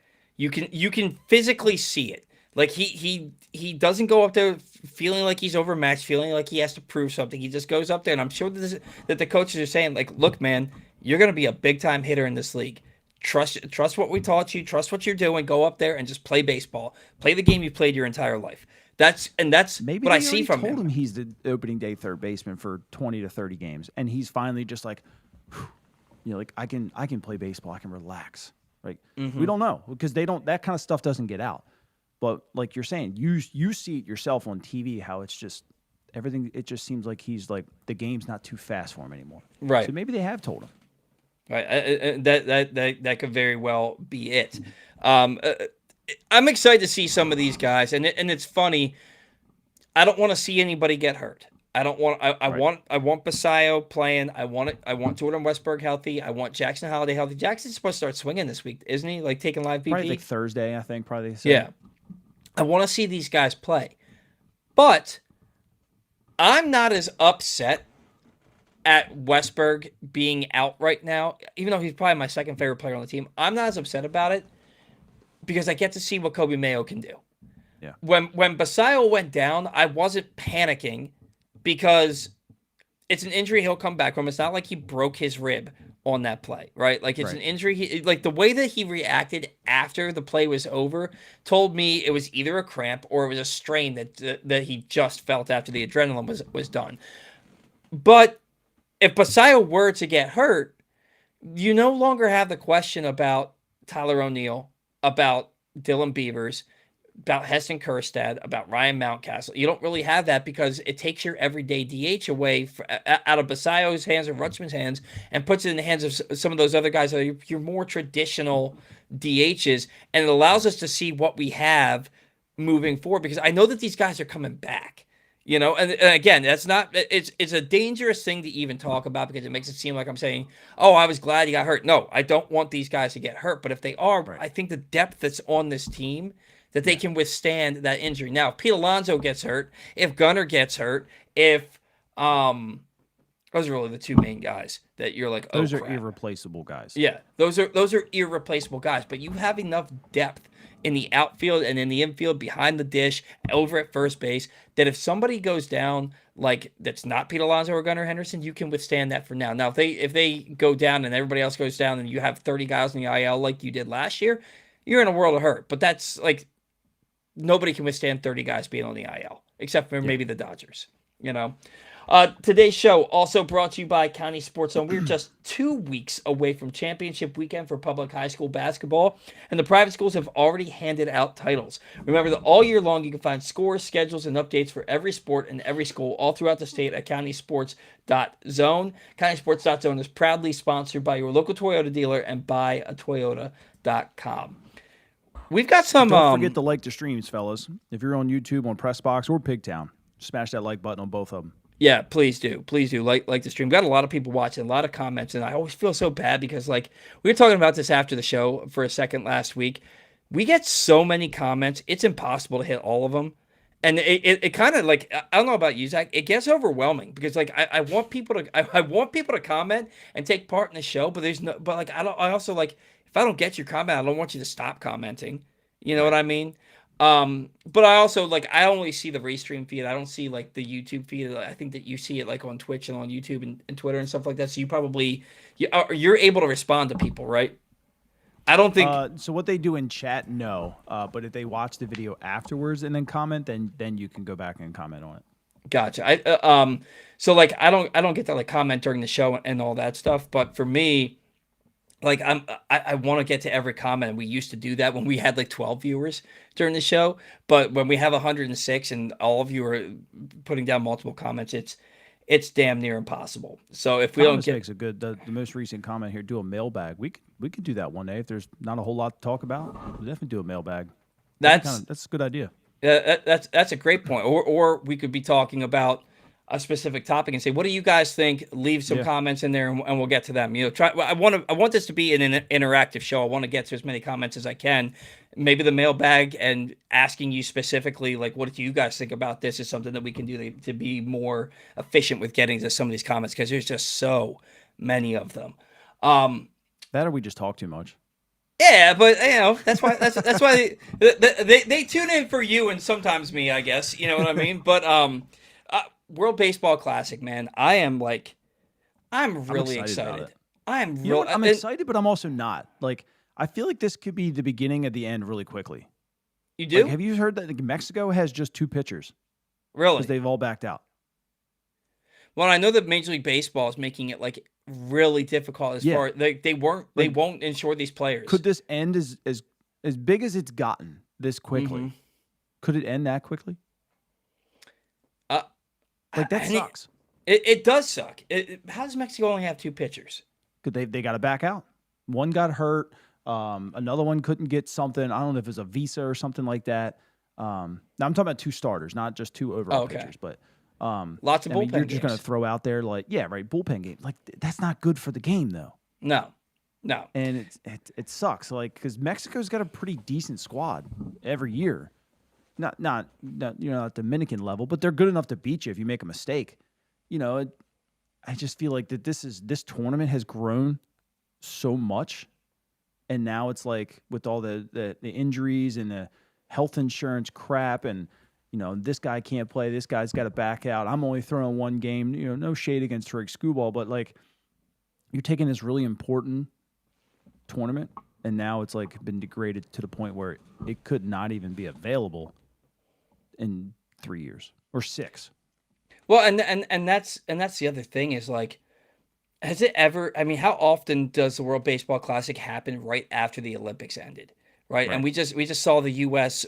When I don't think U.S. it'll be men like that for at least 12 years.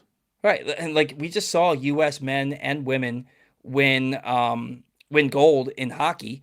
I don't Yeah. think that's ever happened in the same year. And for the U.S. men, it hasn't happened since 1980. Like that's a big deal. Yeah. And then we're watching the Olympics and U.S. finishing second in gold medals and in medal count.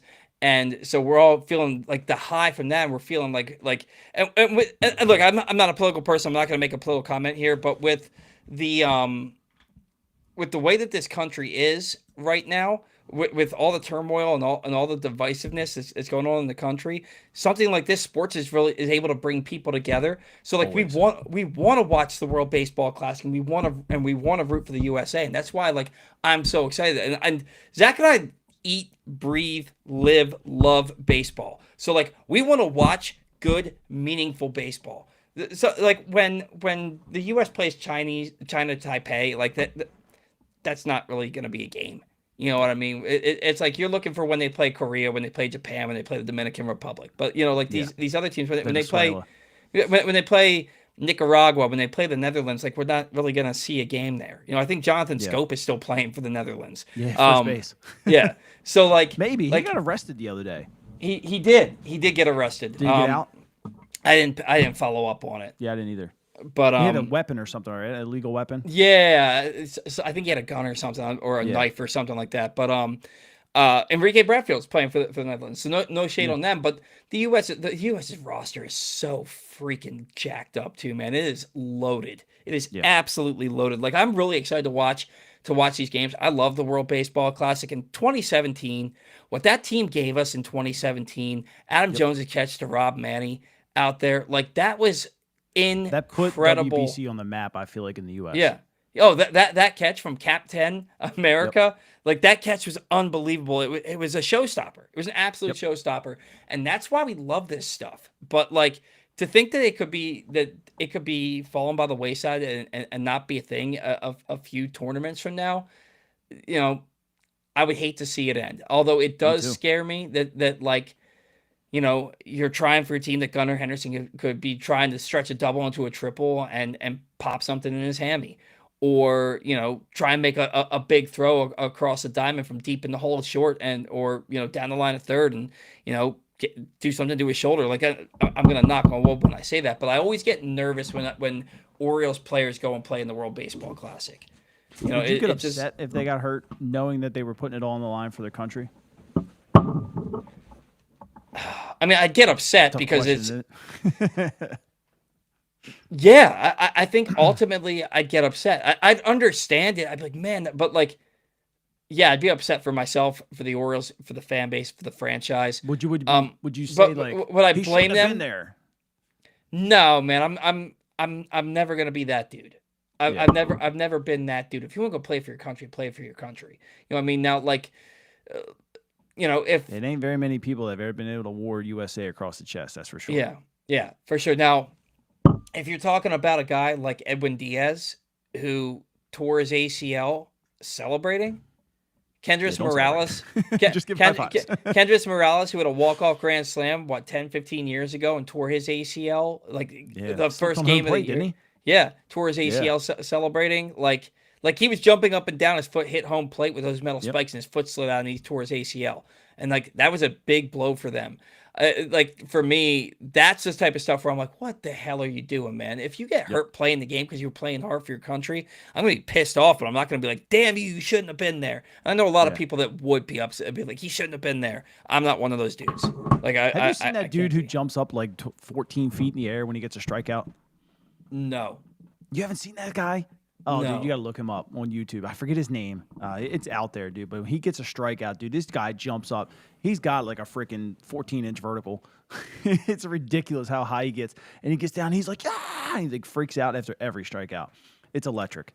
Oh, man. I always look at it. I'm like, when is he tearing his ACL or something? When is he breaking an ankle coming down awkwardly? Because he gets up there. It's pretty. You got to look it up. It's pretty funny. For us white boys, a 14-inch vertical is something to write home about. I think Zach meant 14-foot. Vertical. Yeah. No, I'm saying it's obviously not 14 foot, but it's funny how like high he gets. I mean, it could be like the 5th inning. It's a strikeout. Jeffrey Yan, there you go. Look him up. It's hilarious, dude. It's hilarious. It's funny that he's a Latin guy named Jeffrey. Is Enrique Bradfield playing for Panama? I thought he was playing for the Netherlands. I don't remember, to be honest with you. I thought he was on the Netherlands. Let's see. Panama WCB roster. Trash Pandas. That's their name, the Trash Pandas? I guess so. That's a fun name. The Trash Pandas. I mean, I've dated a couple of women I would call a Trash Panda. But is that too much? Trash Panda. That's a funny name. Rocket City Trash Panda. No, never mind. Different article. Oh. I could have sworn that Bradfield was on the Netherlands roster. But I mean, look, I could be very, very wrong. Let's see. Oh. It'd probably help if I spelled Panama correctly and not Panda. Confirmed roster. Let's see, Alpha. Yep, Bradfield, Panama. Yep. My bad. I don't know why I thought he was on the Netherlands roster. So him and Jose Ramos are the only outfield that are affiliated ball for Panama. Really? And then Jose Caballero is the only affiliated. Oh, I'm sorry. And Leo Jimenez and Edmundo Sosa. Ruben Tejada's playing. Remember him? Yeah, I do. He played for the only Mets internationally now, but he's playing. Christian Betancourt still plays? Holy crap! Do you remember when who was the guy? And oh my gosh, I can picture his face and I can't remember his name. He pitched for Team Canada, but he had been retired for like 5 or 6 years, and he was on MLB Network all the time. What is that guy's name? He was a pitcher. As soon as I figure out the name, I don't remember. Oh my gosh, it's I just had it and it slipped my mind again. As soon as I see his name, Ryan Dempster. Oh yeah. You remember that Ryan Dempster? Yep. He been retired for like 5 years. And he still pitched for Team Canada. Clayton Kershaw's pitching for Team USA. He's got a lot of innings. Yeah. Oh my gosh, he's probably gonna be like like their number one starter. What if that makes him want to come back and play? Might. I mean, you know that he's been training like a normal off season to get ready for this. He absolutely had to. What Orioles get an injury, they go sign Clayton Kershaw. He wins the Cy Young. I'm just kidding. Yeah, that's what Zach Eflin's for. Yeah. Yeah, man. I'm super excited for the World Baseball Classic myself. Just to watch meaningful baseball, to watch my country's team like that. It's just exciting. You can't get Spain better in that. it. I think so. I'd be shocked if they aren't. Thomas wants to know, will you guys ever do like a meet and greet, maybe watch a game live? I've tried a couple of different times to facilitate doing a show live from like a bar or something on opening day. It's hard. It costs money. It costs a lot of money to do it. You've got to get somebody that's willing to like let you come and take some of their space. I'm not going to rule it out. It's just a lot harder than I anticipated. We were like this close to doing it last year for opening day. Like the season opener. Like when it's the home opener, no chance because I'm going to that game. But when it's the season, but if it's the season opener and they're on the road, I would love to do something like that. I'd love to do something during a game. My sister used to be the GM of a very popular bar up here in Bel Air. And so I'm sure that I could facilitate something up there if I needed to, but that's like an hour and a half drive for Zach.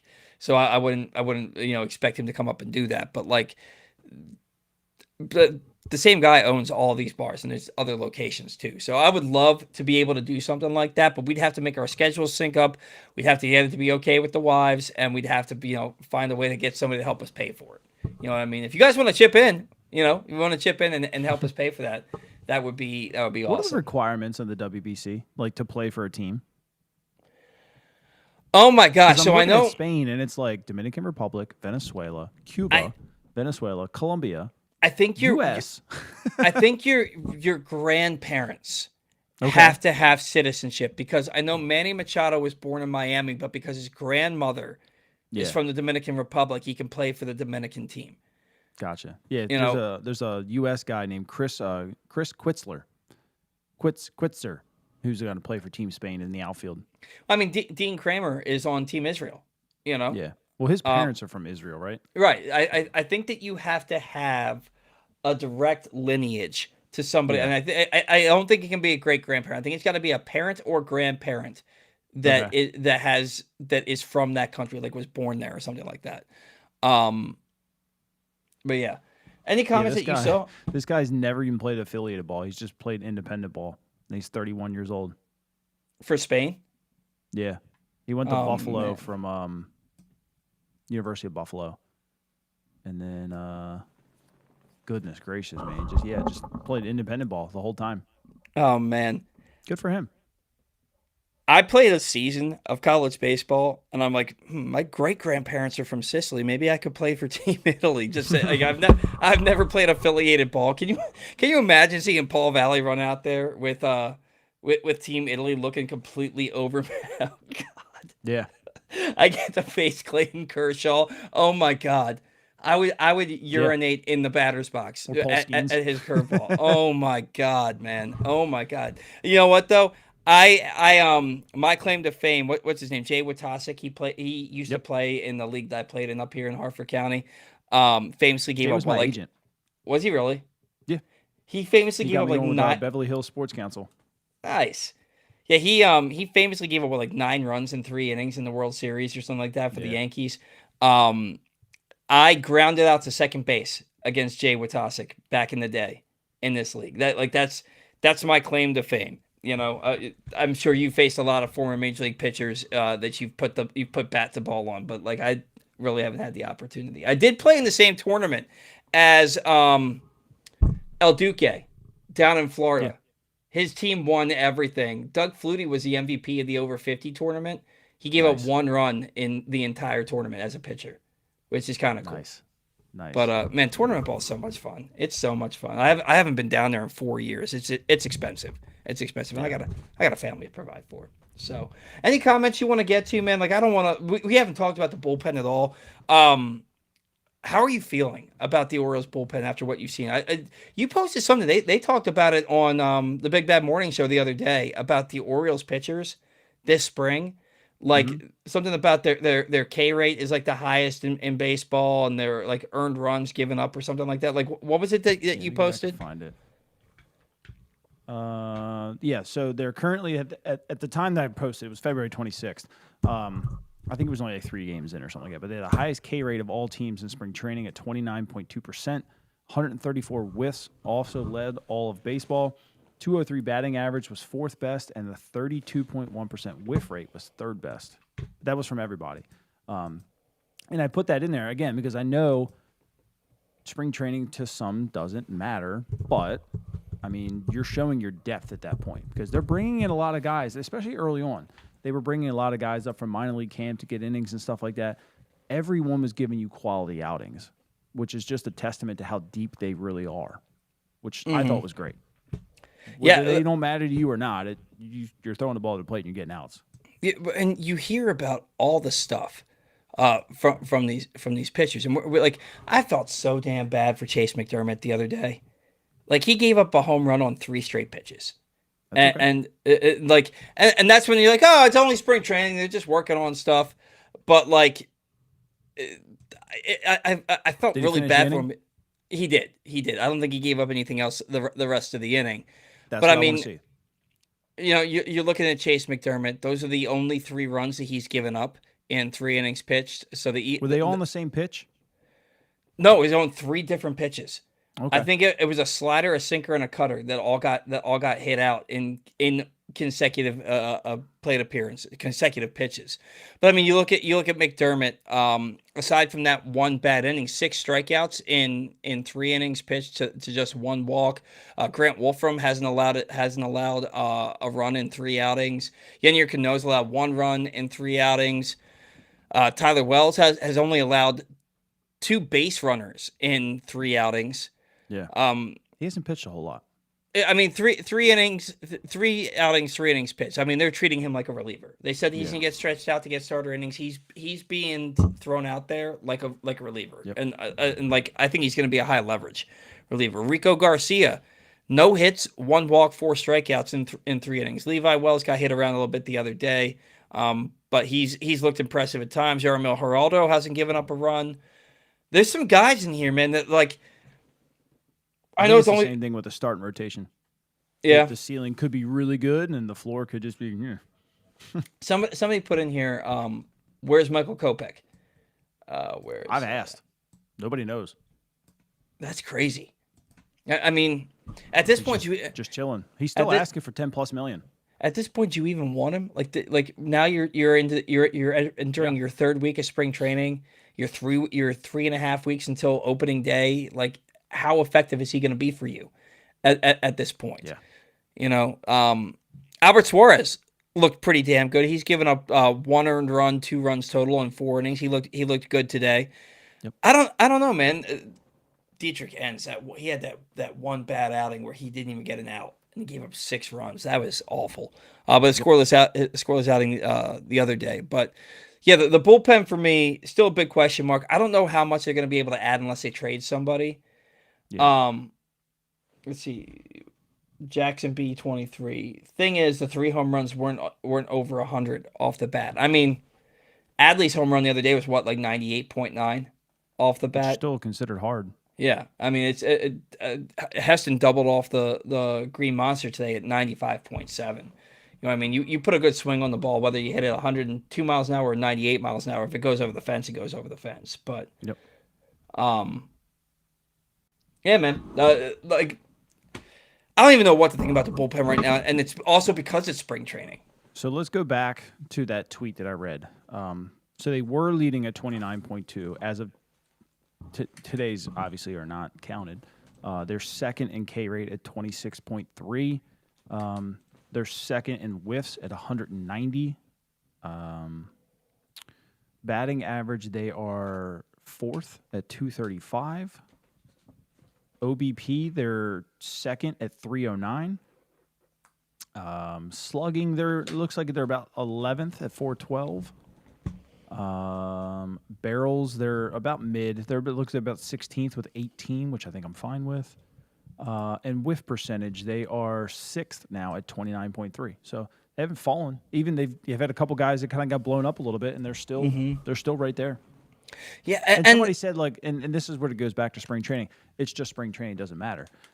I went back and looked, and it wasn't every team. I didn't look at every single stat, but everybody was in the top 5 or 10 in spring training, finished in almost 5 or 10 in the regular season too. So it goes back to that depth thing. So if you can just stay consistent, you might have a pretty damn good staff here. Well, and the other thing is when you look at the starting rotation, you look at the relievers, and you look at when they're deployed, and when you look at the guys that are going to be that you're expecting to be on your big league in your big league bullpen, your big league rotation, their start like Ryan Helsley pitched in the third inning the other day because they want him facing big league hitters. You know, you look at Chris Bassett pitching on the road. He faced a representative Red Sox lineup today. When these guys start on the road, they're facing big league hitters. You know, and if they're facing like a team from Bradenton, who was at the Pittsburgh Pirates, who were like 15 minutes down the road at Sarasota, they're probably facing some big league hitters there too. So it really depends on if it's a road game, if it's a home game, when they're being deployed. Like if you're seeing Grant Wolfram go out and pitch in the 8th inning in Sarasota, he's not really facing anybody that's noteworthy. Now, if he's pitching in the 4th inning in Sarasota or pitching in the 4th inning in Dunedin, then yeah, that's probably a pretty good idea of what they think of Grant Wolfram. And I think that when you're looking at the bullpen, start to look at when in the game they're pitching and if it's on the road or at home as you get into the 3rd week, 4th week. You know, once you get to the end of spring training, the starters are going to be pretty much not. They're going to be pretty much going on more road games, and they're going to be playing a lot deeper into the game. And but for the next week or two, focus on when these guys are pitching in the game. You know, the guy if the guy has a number that's not 89 on the back of his jersey, if he has a last name on it, you're all right. Even if he is number 89, if he has a last name on that jersey, you're okay. Yeah, because isn't Tyler Wells 68 or something like that? Yeah, but even I think Kobe Mayo was 85, and he had the last name. So yeah, but that means that they like you. I always wondered if Tyler Wells kept 68 because that's what they gave him, and he just went with it, or if it's because he's 6'8", so he thought it was funny that his number is 6'8". It's possible. I never even thought of that. I think now's a good time to stop. Today's show has been brought to you by. Yeah, I don't mean to run them this long. We just got a lot to talk about. Well, as the season gets started and goes on, the shows will get shorter because it's the same thing like the whole season. Just what do we see this week?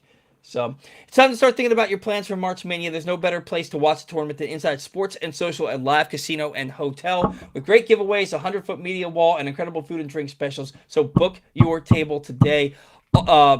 Also, want to let you all know that our show is brought to you by Leading Edge Auto Body. Your car is more than just a ride, it's an investment. At Leading Edge Auto Body in Mount Washington, customer satisfaction comes first. Their team holds the highest honors in the industry, including ASE Master, iCar Platinum, and specialized aluminum certifications. And they make it easy with free towing, pickup, and delivery. Find out more at leadingedgeautobody.com.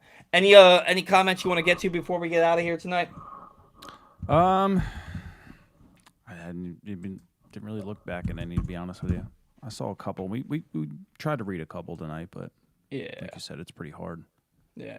I mean, most of them are like Cowser and stuff like that. And why do we think Cowser's a dedicated spot? And I think it just comes back to you just don't have anybody else right away for center field.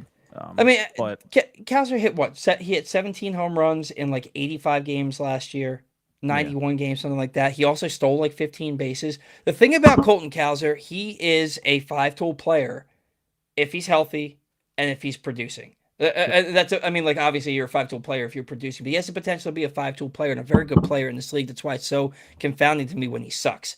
Because yeah, I think he's way better than he's shown to this yes, point. But there's a lot of guys who are knocking on his door. There's a yep. lot of dudes knocking on this door. This And we he talk knows about. that. He does know that, and we talk about how this is a make or break year for Adley. This is a make or break year for Kowser potentially because Hmm. those knocks are only going to get louder. And with Beavers transitioning to center field a little bit, with Bradfield, with what he showed his speed can do, you don't need a 700 OPS at the big league level if you're Enrique Bradfield. You just Yeah, don't. So yep. those knocks are only going to get louder. So looking forward to getting back on here next Sunday to talk more Orioles baseball, talk some World Baseball Classic. I want to thank all of our sponsors. Without you, we don't have a show. Want to thank all of our loyal listeners, viewers, fans. Without you, we 100% do not have a show. Looking forward to the World Baseball Classic again starting, guys. Less than 4 weeks until opening day. It's going to be 65 degrees next Friday through like Wednesday of the Oh, it's gonna following rain. week. Yeah, well, you know what? Way, I'm way the to bearer rain of on, bad news. My bad. way to rain on my parade, bro. Give All me, right. give me one nice day with those Uh, temperatures. Either yeah. way, it's better than raining and being 38 degrees outside. Yep. Which is what it's going to do tomorrow. So, spring is right around the corner. Baseball is right around the corner. I'm getting more and more fired up with every show. So, thanks for tuning in. Until next week, see ya.